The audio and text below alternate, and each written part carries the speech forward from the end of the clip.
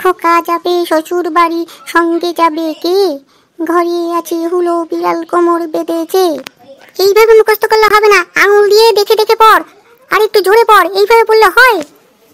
হ্যাঁ মা, পড়ছি। টাটির বাড়ি ব্যাঙের বাসা, কোলা ব্যাঙের ছা, খাই দাই গান গাই তাই রে নাই রে না। ও মামা, গরমের ছুটি তো পড়েই গেল, এরপর তো শেষও হয়ে যাবে। চলো না দাদুর বাড়ি থেকে ঘুরে আসি কয়েকদিনের জন্য।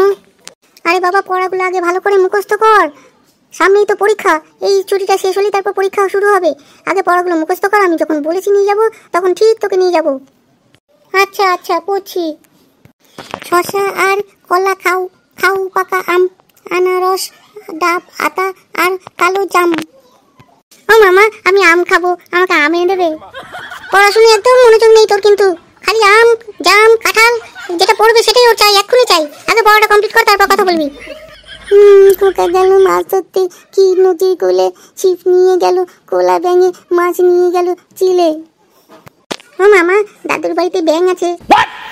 পড়ার সময় তো ওর কথা বলা চাই, তাই না?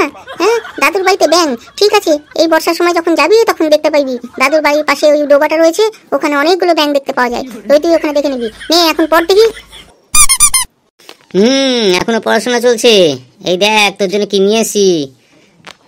ও মা, বাবা এসছে, বাবা এসছে, ওই দেখো সঙ্গে করে আম নিয়ে এসেছে, আমি আম খাবো। ও মা, আমাকে আম কেটে দাও। তোমারও বলি হারি, জানো তো যাতে পড়াশোনা এমনিতেই করতে চায় না, আর তুমি এই সময় চলে এসছো আমটা নিয়ে এই ঘরে। কেন রান্না করে রেখে আসলে ভালো হতো না? সারা বছর পড়া করবে না, আর এইদিকে নাম্বারটাও পেয়েছে এবার অনেক কম। কেন ওকে একটু নিজেও তো দেখিয়ে দিতে পারো। কত নাম্বার কম পেয়েছে জানো?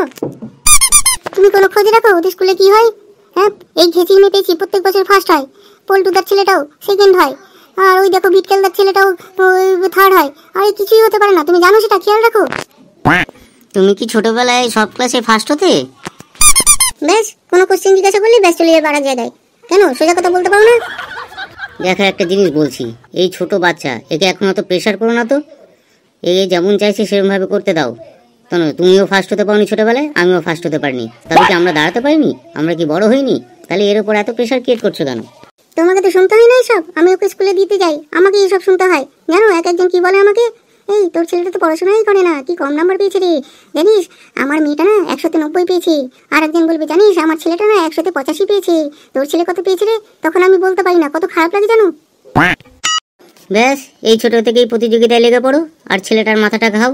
হ্যাঁ, ওকে দেখো আগে কোন দিকটা যেতে চায়, ও কি পছন্দ হচ্ছে না হচ্ছে দেখো একটু। কোন সাবজেক্টটা ওর ভালো লাগে, কোন জিনিসটা ওর ভালো লাগে, খেলাধুলা পছন্দ করে কিনা, কোন খেলাটা ওর ভালো লাগে। আর তুমি জানো, খেয়াল রেখেছো ওই ছেলে কিন্তু তোমার ফার্স্ট হয় কিন্তু প্রত্যেক বছর স্পোর্টসে। সেদিকে তোমার কোনো খেয়াল আছে? হ্যাঁ, তুমি শুধু খেলা নিয়ে পড়ে থাকো। নিজেও যেমন ছিল এটাও সেরকম হয়েছে। ও মা, আমার খুব খিদে পেয়েছে, দাও না একটু আম কেটে দাও না। যেই আম দেখেছো অমনি আম দাও না, আম দাও না, আম দাও না। আরে মাথাটা খাসতাম তো, আগে পড়াশোনাটা কমপ্লিট করবি তারপর তোকে দেবো, আগে পড়া কর। ও বাবা, আমার তো খিদে পেয়েছে, দাও না দুটো আম কেটে দাও না। এই সবই তুই এখন পড়তে বসলি, এইটা কমপ্লিট করবি, এরপর ইংরেজিটা কমপ্লিট করবি, তারপর অঙ্কটা কমপ্লিট করবি, তারপর আমি তোকে খেতে দেবো। এর আগে তোকে আমি কিচ্ছু দেবো না। ব্যাস, আবার ধমক দেওয়া শুরু হয়ে গেল। আরে বাবা দাও না, আমটা নিয়ে এসেছি যখন ওকে এক পিস কেটে দাও, ও খেয়ে নিক, দেখবি ঠিক ও পরে লেখাপড়াটা করে নেবে। কি ফাটা, করে নিবি তো? হ্যাঁ বাবা, আমি সব পড়াগুলো করে নেবো, আমাকে দুটো আম দাও, আমার খুব খিদে পেয়েছে, আগে খেয়ে নি। হ্যাঁ হ্যাঁ, খালি গিলেই যা গিলেই যা, আমার হাড় মাছ খেয়ে নিল, এখন খাবে আম। তোমাকেও বলি আরে, এই তুমি যাও তো এই ঘরে। আরে বাবা তুমি রাগ করছো কেন? ছোটবেলায় আমার বাবা কি বলতো জানো? কি বলতো তোমার বাবা? আমি যখন ছোট ছিলাম না, তখন মাও আমাকে এরকম নিয়ে বসতো, বুঝতে পারলে? আর তখন বাবা যখন ফিরতো কাছ থেকে, তখন সঙ্গে করে হয় মিষ্টি নিয়ে আসতো, নাহলে আম নিয়ে আসতো, নাহলে লিচি নিয়ে আসতো। এইগুলো নিয়ে সেই আগেই ঘরে ঢুকতো। আর মা তো তোমার মতো কাচুর মাচুর শুরু করে দিত। তখন বাবা বলতো দেখো এত কাচুর মাচুর করো না, ছেলের যদি মেমোরি থাকে ওকে কেউ আটকাতে পারবে না, বুঝতে পারলে? সুতরাং খিদে পেয়েছে যখন আগে খেতে দাও, ও খেয়ে নিক, আর শরীর ঠিক থাকলে সব ঠিক, বুঝতে পারলে? সুতরাং ওকে নিয়ে এত চিন্তা ভাবনা তো করতে হবে না তোমাকে। শোনো, তোমাকে একটা কথা বলে দিই, তখনকার দিন আলাদা ছিল আর এখনকার দিন আলাদা। এখন প্রতিযোগিতার যুগ, বুঝতে পারলে? যে ভালো রেজাল্ট করবে তাকে, তার দিকে সবাই তাকিয়ে থাকে। হ্যাঁ, আর যে রেজাল্ট করবে না তাকে কেউ ফিরেও তাকায় না। সুতরাং ওকে ভালো হতেই হবে, যে করেই হোক। কেন তোমার ছেলে ভালো না? ও খারাপ ছেলে নাকি? আমি সেই কথা বলছি না, আমি বলছি নাম্বারের কথা। ওকে নাম্বার পেতেই হবে, 190, 95 এগুলোকে পেতেই হবে। দেখো ওকে না মেশিন তৈরি করো না, বুঝতে পেরেছো? এখনকার বেশিরভাগ বাচ্চারাই দেখছি মেশিন তৈরি হচ্ছে, এখানে ভর্তি করাও ওখানে ভর্তি করাও। এই তো দেখছিলাম ঘেঁচির মেয়েকে পেছিকে নাচে দিয়েছে, আবার গানও শিখছে, আবার পড়াশোনা করছে, তার সাথে আঁকাই দিয়েছে, তার সাথে ক্যারাটে দিয়েছে। একটা বাচ্চার ওপর কত প্রেশার পড়ছে জানো? তুমি না সেকালেই থেকে যাও, বুঝতে পারলে? এখনকার দিনে চলতে গেলে এগুলো সব শিখতে হয়। আচ্ছা, ভালো খিচুড়ি তৈরি করতে কি কি লাগে সেটা জানো তো তুমি? এখানে আবার খিচুড়ি করতে গেলো? হ্যাঁ, আর আমি তোমাকে কি খিচুড়ি তৈরি করে খাওয়াই না? ভালো লাগে না তোমার?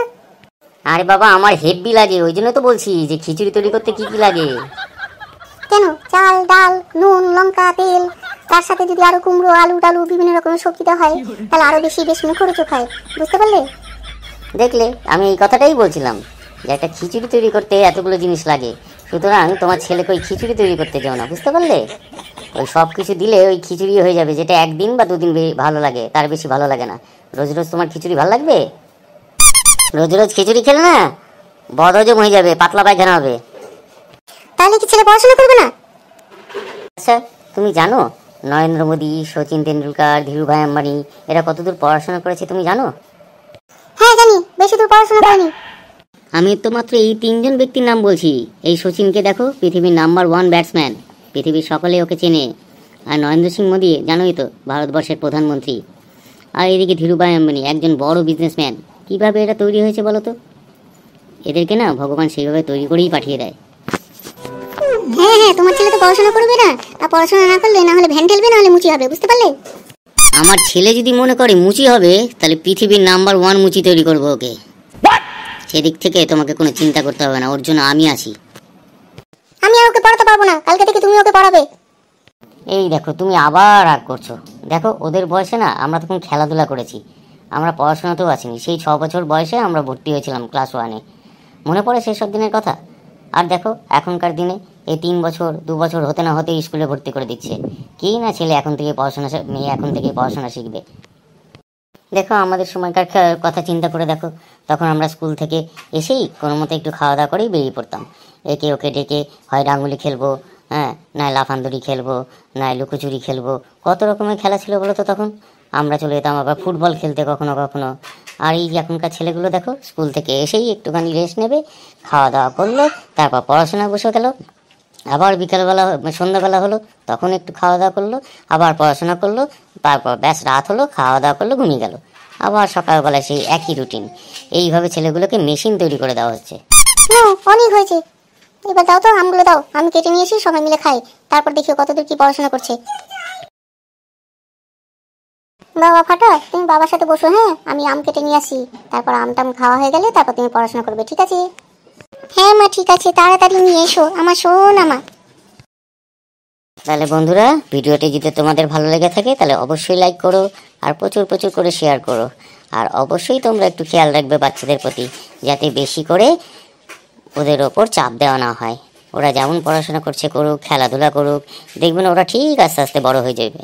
যদি ওদের টার্গেট থাকে, ওরা যদি মনে করে হ্যাঁ পড়াশোনা করবে, ঠিক পড়াশোনা করবে। ভগবান ওদের সেইভাবেই তৈরি করে পাঠায়।